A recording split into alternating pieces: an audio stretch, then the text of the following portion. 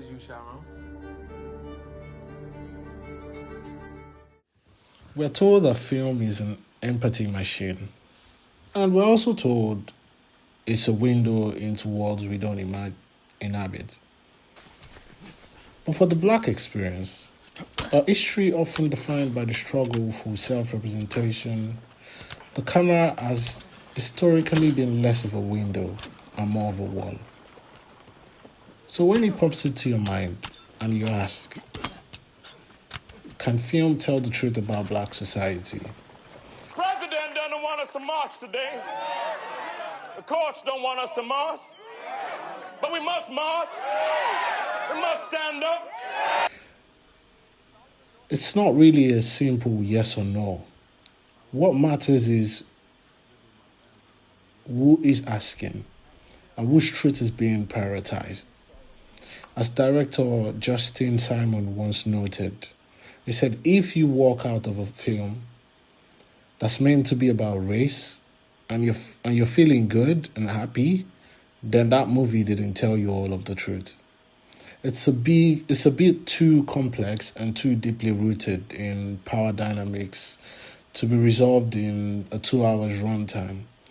And this is because, as Bella Hooks argued, there is power in looking. The gaze of the colonized must always be an oppositional gaze, a way of looking that refuses to be defined by the dominant image. So, to find the truth, we must look differently. We must explore the 3 pillars of cinematic reality: the emotional, the factual, and the social. Yes, sir. Wonder what old Don will say when I tell him one of his gals down here stirring a fuss. I ain't stirring no fuss. I'm just here trying to register to vote.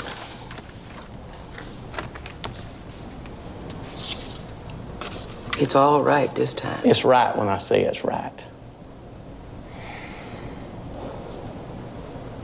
Recite the Constitution's preamble. You know what a preamble is? Chapter 1. This is our first stop, and it is emotional truth. In movies like Steve McQueen's 12 Years a Slave, the truth isn't found in a textbook recitation of the 1840s. It's found in the duration of the shots. Steve McQueen explains his approach simply. He said, I want to see that time. I want to be in that time.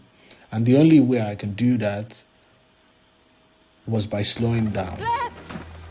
By refusing to edit for our comfort, McQueen creates an emotional reality that transcends factual data. Get away from him, Pat. I'll be seeing you real soon. Solomon, we need to make haste. No. Solomon.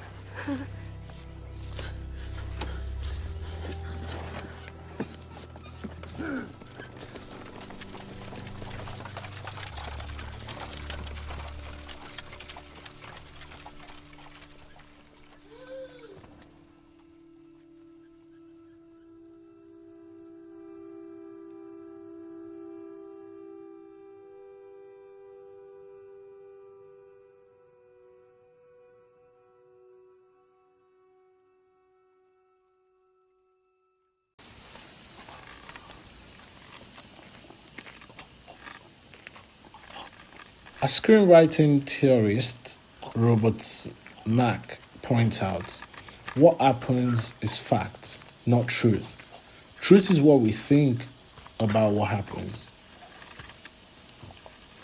So, think of the infamous Angian sequence. The camera doesn't just cut away.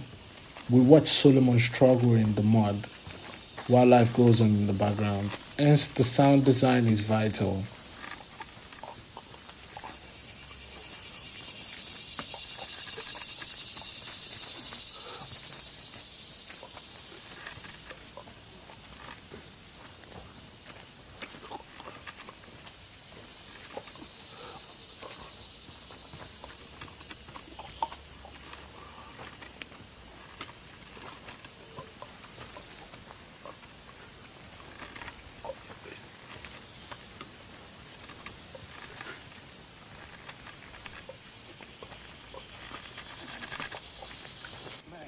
Michael Shion famously stated that sound renders the image visible.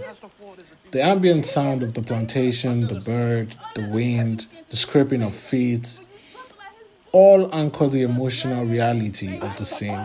It validates the trauma of the past, not by explaining it, but by making us survive it. And as Maya Angelou wisely said, people will forget what you said, but people will never forget how you made them feel. But emotional alone isn't enough to correct a record that has been intentionally erased. This brings us to factual truth, chapter 2. In Ava DuVernay's Selma, the goal is reconstruction. DuVernay herself stated, I wasn't interested in making a biopic. I was interested in the spirit of the movement. Cinema here actually as a political tool. As Elgale notes, cinema is a powerful weapon. It can be used to colonize the mind or to liberate it. So by forcing on the strategy and the collective power of the match, Selma liberates the narrative from the great man myth. However, we must also remember that factual truth is tied to power. Causing an obstruction. You don't disperse, you're gonna be arrested. I promise you. Sheriff Clark, we're trying to gain access to the registration office, which is our legal right. There's too many of you. You know damn well there is. Now, y'all just gonna have to wait at the rear. No, Sheriff Clark. We're going in the front.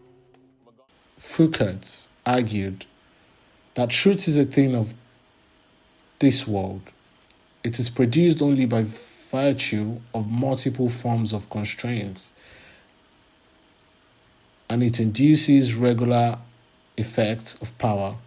Described in 1965 by CBS News correspondent Bill Stout.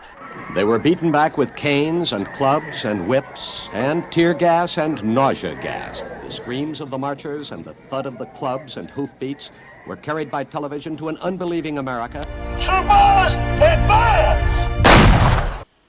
So by choosing to depict the political mechanism of the movement, DuVernay shifted our power. And as James Baldwin once challenged us, the world is before you, and you need not take it or leave it as it was when you came in. Film allows us to rebuild that world as it truly was. Finally, we conclude social truth, the authenticity of living identity. Barry Jenkins' Moonlight offers a truth that is quiet and deeply intimate. Jenkins believes that vulnerability is a form of strength, especially for black men, showing that softness is an act of rebellion. And the film resists the loud, stereotypical black masculinity. Cultural theorist Stuart Hall reminds us that identity is not as transparent as some or unproblematic as we think. We should think of identity as a production, and Moonlight is that production in action. Its truth is found in the blue moonlight. It asserts that the black experience is not just a site of struggle, but a site of profound tenderness. And as Tommy Merson wrote in Beloved, definitions belong to the definers, not the defined. In Moonlight, black characters define themselves.